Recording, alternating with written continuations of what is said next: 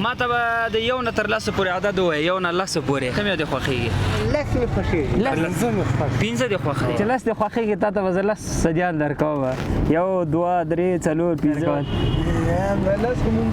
بابا خیر ستړی مه شې، جوړ په خیر صاحب د ښه دی. یو نه تر لسو پورې دا حساب دې کوم یو خوښېږي؟ څنګه حساب؟ لکه یو دوه درې څلور پنځه شپږ اووه اته نهه لس. دغه یو نه تر لسو پورې دې کوم یو خوښېږي؟ لس مې خوښېږي. لس دې لس دې څنګه خوښېږي؟ لس جوت دی. جوت دی؟ بېشکه دی ها. یو دوه درې دی څلور پنځه شپږ اووه اته نهه لس. دا واخله بابا، دا د لس. خدا پاک یې امان ته ملک الله. خدای په اول ځان الله دې بل. ما ته به د یو نه تر لسو پورې عدد ووایي، یو نه لسو پورې کوم یو دې خوښېږي؟ یو مې خوښ دی. یو دې خوښ دی فقط؟ دا یو دې واله که ته را شپږو دې ویلې وه شپږو به مې درکړي وه. بس دا یو دې خوښ دی؟ یو الله دې خوښ دی. قربان دې شمه ځل الله دې بل. څنګه غریبي دې څنګه چې کېږي؟ الحمدلله غټه خبر ده. حاجي صاحب د یو نه تر لسو پورې یو عدد راته خوښ کړه، کوم یو دې خوښېږي په دې عددو کې؟ دې کې یو حساب خوښ کړه په دې کې، مثلا یو نه تر لسو پورې که نه؟ پنځه دې خوښ دي. څنګه دې خوښ دي پنځه؟ زه به تا ته پنځه دانې صدیان درکوم. که د شپږ ویلې وه شپږ به یې درکړه. یو دوه درې څلور دا دې پنځه واله. صحیح شو.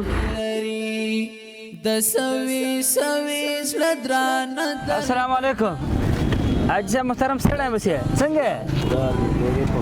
ښه په خیر یې.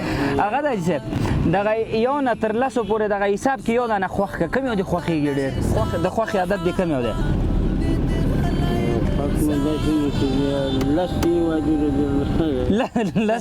لس دې خوښېږي یاره واچو منم دی حاجي صاحب.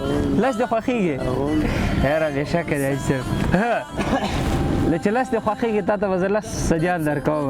یو دوه درې څلور پنځه شپږ اووه اته نهه لس. بېشکه دی حاجي صاحب قسمت خور انسان یې. دا لس واخله بس دی. یو نه تر لسو پورې یو عدد خوښ کړه. زه مې خوښ. پنځه دې خوښېږي ولې؟ وجه څه شی ده؟ پنځه خو نو دا دي چې لمونځونه دي. آفرین بېشکه دی. پنځه لمونځونه دي. یو دوه درې څلور دی پنځه. که لس دې ویلې لس دې درکول.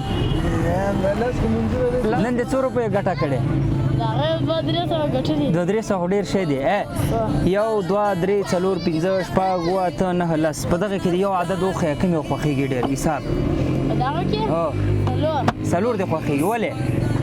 څلور بلا د ځانه ځانه څلور خوښېږي خو زیات به دې خوښ کړي وو که نه؟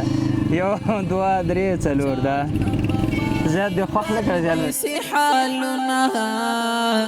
که چاته ووایم په زړه باندې پرهاري لري.